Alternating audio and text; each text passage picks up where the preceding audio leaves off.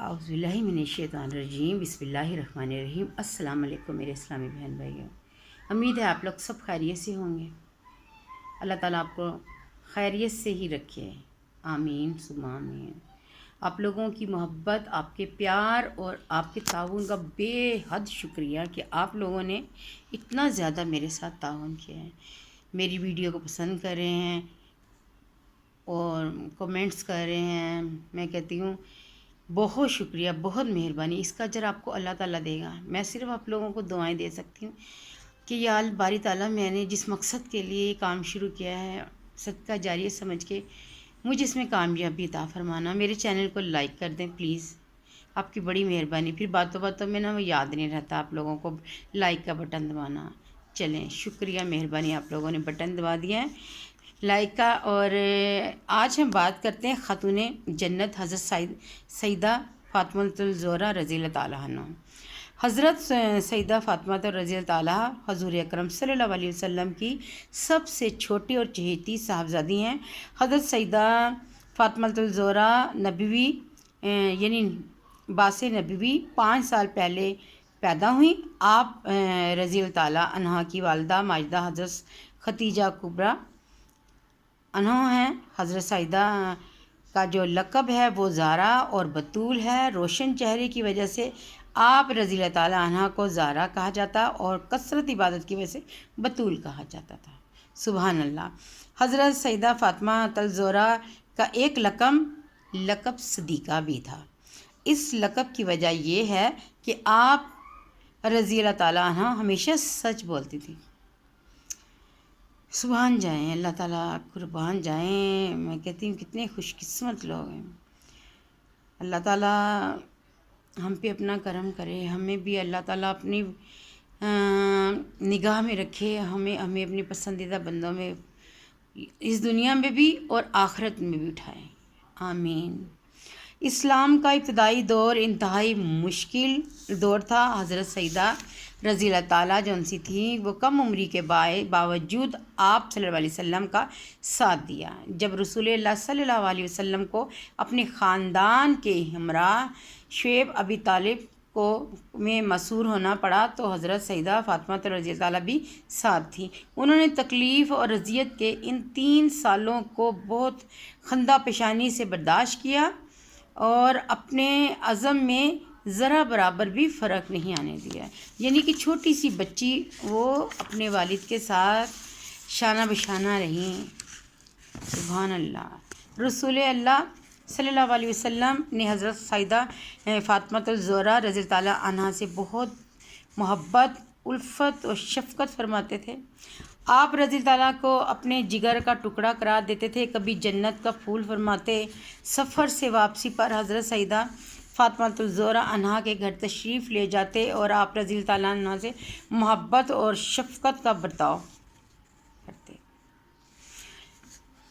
हज़रत सईदा अन्हा की आदात मुबारक अपने वालिद माजिद हज़रत मोहम्मद मुस्तफ़ा ख़ातमुन नबी सल्लल्लाहु अलैहि वसल्लम से बहुत मुशाबहत रखती थी, यानी कि उनसे बहुत ज़्यादा मिलती जुलती थी। हज़रत आयशा रज़ियल्लाहु ताला फरमाती हैं कि हुज़ूर पाक सल्लल्लाहु अलैहि वसल्लम ने हज़रत सईदा फ़ातिमा रज़ियल्लाहु ताला अन्हा को वसाल के वक्त बुलाया और उनके कान में कोई बात कही जिस पर वो रो पड़ी। आप ख़ातमुन नबी सल्लल्लाहु अलैहि वसल्लम ने फिर उन्हें बुलाकर उनके कान में कोई बात कही जिस पर वो मुस्कुरा दी।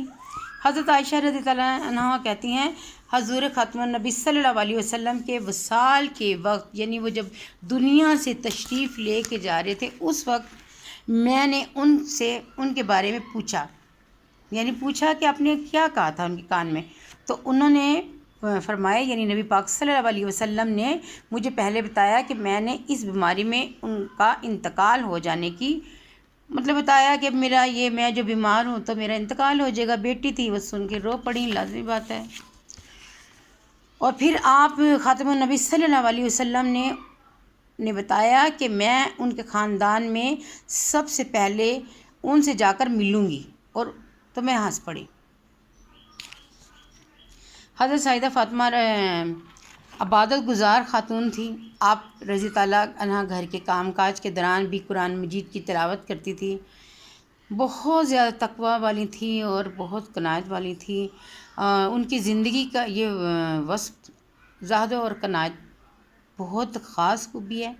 یہ ایک مرتبہ رسول اکرم صلی اللہ علیہ وسلم نے اپنی بیٹی حضرت سیدہ فاطمہ الزہرا رضی اللہ تعالیٰ عنہ کو نصیحت کی کہ ہر نماز کے بعد، یہ ایک واقعہ ہے کہ وہ گئیں اپنے والد کے پاس اور انہوں نے کہا کہ میں نا والد محترم میں تھک جاتی ہوں، میرے سے نا کام نہیں ہوتا، تو مجھے نا ایک کنیز عنایت فرما دینا، ایک کنیز مجھے دے دیں۔ تو آپ صلی اللہ علیہ وسلم نے فرمایا کہ میں تمہیں ایک ایسی تسبیح نہ بتا دوں کہ جس کو کرنے کے بعد تم نہ تھکو گی نہیں، اپنے کام تم کرو گی۔ اور وہ آپ کو میں بتاتی ہوں، بعض لوگ آپ لوگوں کو معلوم ہوگا۔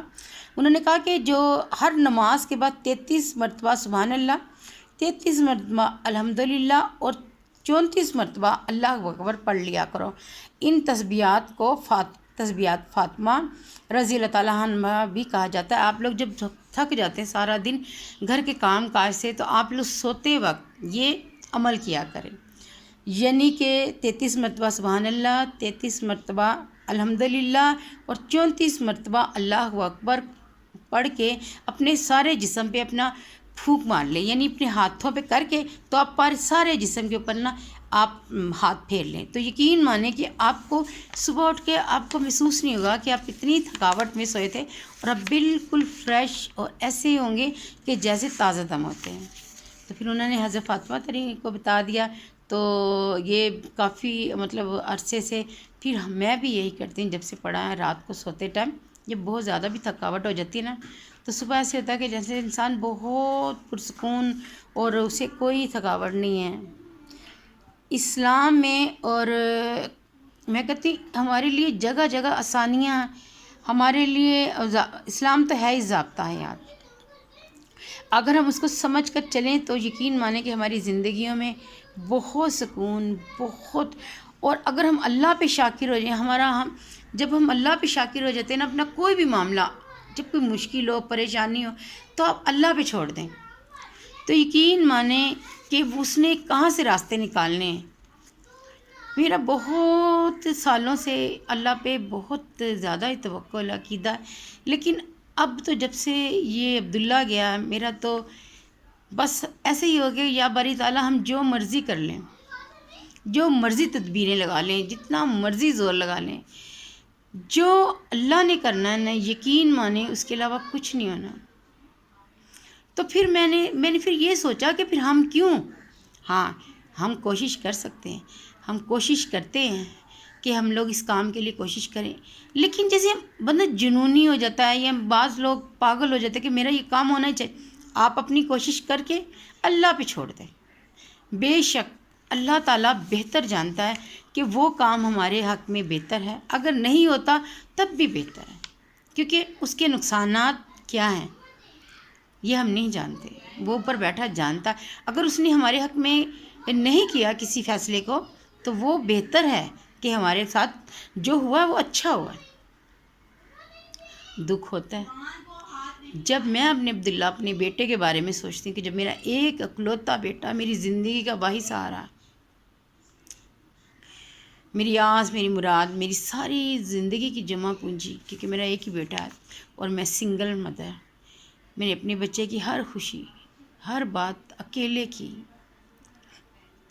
تو جب آپ کو بالکل اچانک سے ہی ایسا ہو جائے کہ آپ سے وہ جینے کا آسرا چھین لیا جائے تو اب کیا کریں گے؟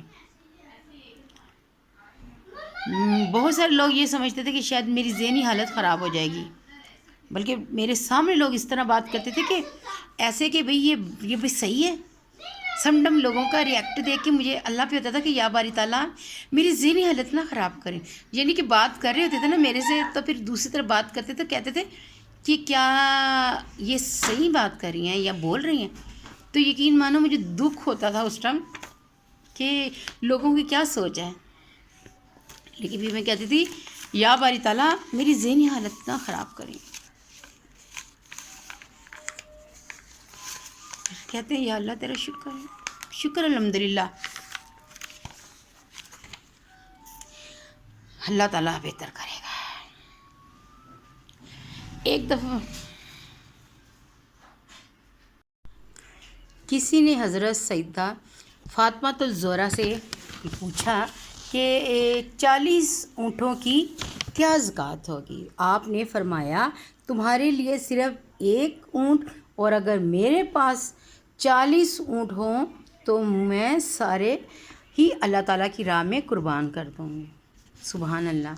یعنی کہ ان لوگوں کا تقویٰ اور اللہ پر اتنا بھروسہ تھا کہ ان کو یہ نہیں ہوتا تھا کہ ہم لوگ سنبھال کے رکھ لیں، کوئی جائیدادیں بنا لیں یا کوئی ہمارے کام آئے گی چیز، نہیں، ان کو صرف اللہ تعالیٰ پہ یقین تھا۔ ایسا ہی یقین آج بھی مسلمانوں کو ہونا چاہیے، کیونکہ ہم لوگ جائیدادیں بنا کے رکھ لیتے ہیں، ہماری پراپرٹیز ہوتی ہیں، اور یقین مانیں کہ جب دنیا سے بندہ جاتا ہے تو خالی ہاتھ جاتا ہے، اور وہ پراپرٹیز اور وہ جو چیزیں ہوتی ہیں وہ بعد میں کیا ہوتی ہیں؟ صرف جھگڑا، فساد اور ایک دوسرے سے نفرتیں کو دورتے۔ اگر کچھ نہ ہو تو سارے مل جل کے رہیں۔ تو کیا ہونا چاہیے کہ اللہ تعالیٰ کی راہ میں خرچ کریں۔ جو ہم لوگوں نے اللہ کی راہ میں خرچ کر دینا وہی ہمارے اوپر کام آنا ہے۔ جو ہماری اتنی پراپرٹیز ہوتی ہیں انہوں نے نہیں اوپر جا کے ہمارے کام آنا یا قبر میں کام آنا ہے۔ تو اس لیے جتنا ہو سکے اپنے ہاتھ سے دوسروں کو دیں تاکہ وہ ہمارے لیے نجات کا ذریعہ بنے۔ حضرت سیدنا فاطمۃ الزہرا کا نکاح حضرت علی رضی اللہ تعالیٰ کے ساتھ ہوا۔ آپ رضی اللہ تعالیٰ کی گھریلو زندگی بہت خوشگوار تھی۔ آپ سیدہ فاطمۃ الزہرا نے اسلام کی تبلیغ و اشاعت میں حضرت علی رضی اللہ تعالیٰ کا بھرپور ساتھ دیا۔ گھر کا کام بھی خود ہی انجام دیتی تھی۔ گھر کے کام کے ساتھ ساتھ بچوں اور خواتین کی تعلیم اور تربیت کا فریضہ بھی آپ کے ذمہ تھا۔ آپ رضی اللہ تعالیٰ نے بخوبی انجام دیا۔ حضرت سیدہ فاطمۃ الزہرا نے اولاد کی تربیت کا خاص خیال کیا اور ان کا حق ادا کر دیا۔ انہیں مشکلات پر صبر کا درس دیا، ہمیشہ حق بات پر ڈٹے رہنے کی تلقین فرمائی۔ آپ رضی اللہ تعالیٰ کے صاحبزادوں میں حضرت حسن اور حسین رضی اللہ تعالیٰ نے دین اسلام کے لیے بے مثال خدمات سر انجام دی۔ حضرت سیدہ فاطمۃ الزہرا رضی اللہ تعالیٰ آپ خاتم النبی صلی اللہ علیہ وسلم کے وصال کے بعد بہت غمگین رہنے لگیں۔ آپ خاتم النبی صلی اللہ علیہ وسلم کے وصال کے تقریباً 6 ماہ بعد حضرت فاطمۃ الزہرا عنہا بھی وفات پا گئیں۔ آپ سیدہ فاطمہ رضی اللہ تعالیٰ تمام جنتی عورتوں کی سردار ہیں۔ آپ رضی اللہ تعالیٰ عنہ کا اسوہ حسنہ تمام عورتوں کے لیے مثالی نمونہ ہے۔ آپ رضی اللہ تعالیٰ نے اسلام کی نشر و اشاعت میں بہت حصہ لیا، خواتین کی تعلیم و تربیت کا کام بھی کرتی تھی۔ آپ سیدہ فاطمہ رضی اللہ تعالیٰ عنہا کی زندگی کا ہر پہلو تابناک اور روشن ہے۔ اللہ تعالیٰ کرے کہ آج کی ہر عورت، ہر بیٹی، ہر ماں حضرت فاطمۃ الزہرا کا منہ بولتا ثبوت ہو کہ ہم مسلمان ہیں، اور باحثیت مسلمانوں کے ہم ایک مسلمان عورت کا جو کردار ہے وہ اللہ تعالیٰ ہم لوگوں کو توفیق دے کہ ہم لوگ ادا کر سکیں، کیونکہ اب زمانہ پھر وہی آ گیا ہے جہاں کہ اسلام کی طرف لوٹ کے جاننا ہے اور اسلام کا دور دورہ ہونا ہے انشاءاللہ۔ ملتے ہیں پھر کسی نئے ویڈیو میں۔ اللہ تعالیٰ آپ لوگوں کو حامی ناصر ہو۔ اللہ حافظ۔